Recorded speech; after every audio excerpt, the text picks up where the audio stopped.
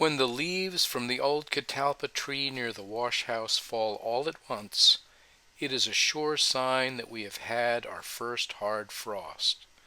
Here on Astarte Farm in Hadley, Massachusetts, the crew parking area is empty, the picnic table bare, and the garlic tucked in under its snug blanket of straw. The straw will help even out the soil temperature fluctuations over winter, allowing a little additional root growth until the ground finally freezes.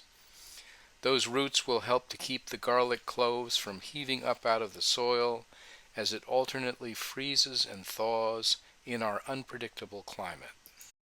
Amelia's first cover crop of oats and field peas has taken this first hard frost in stride.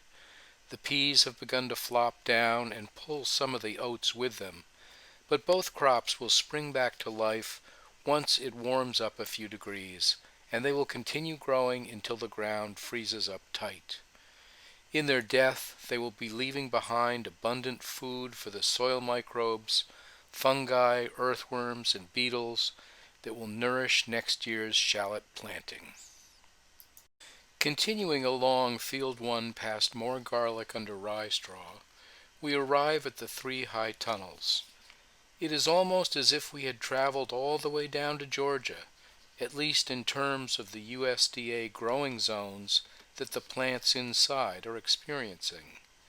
Each layer of poly on these high tunnel frames in effect moves the inside growing conditions a full zone to the south. Inside Tunnel 1 you can see cilantro and dill, lettuce and spinach.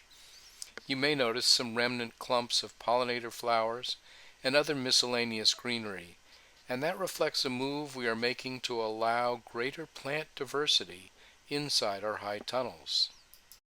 High Tunnel 2 has a bed of garlic in the middle, and those with sharp eyes can see the first green growing points emerging. High Tunnel 3 shows the pole beans clipped from their trellis and left on the bed top as sheet compost. If we can get an occultation strip rolled out on top, it will hasten the decomposition of the vines. Moving on from the high tunnels, this area of the farm has been used for stockpiling shredded leaves, wood chips, and compost. This area is open enough to allow big dump trucks to maneuver and has plenty of space for tree service trucks to park their chippers while they dump their precious loads of chips. In most cases, we like to age the chips for up to a year. If we could get enough leaves to let them age into leaf mold, we would have a real treasure on hand in just a few years. The upper pollinator meadow is ready for a careful flail mowing, with the implement set in its highest position. While this meadow is quiet on a frosty morning, come noon it will be alive with bird song. Each one of these seed heads is a trove of nutrients for the remarkable amount of bird life that the farm supports. Past the raspberry patch that provided fruit well into October is the new strawberry patch. Crops like strawberries that stay in the soil for more than a single growing season provide a boost for the fungal life in the soil on the farm. While they are clearly not cover crops, over the winter their living roots in the soil, their decaying leaves on the surface of the bed, and their final thick straw mulch will provide many of the same benefits. Ellen's rye and daikon cover crop cocktail is making good progress down in Field 2.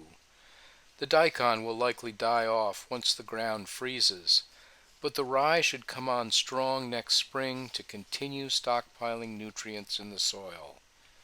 The 3 beds that were sown with just daikon are showing their potential as a single variety cover, and it will be interesting to compare the condition of these beds next spring with those that got the cocktail mix.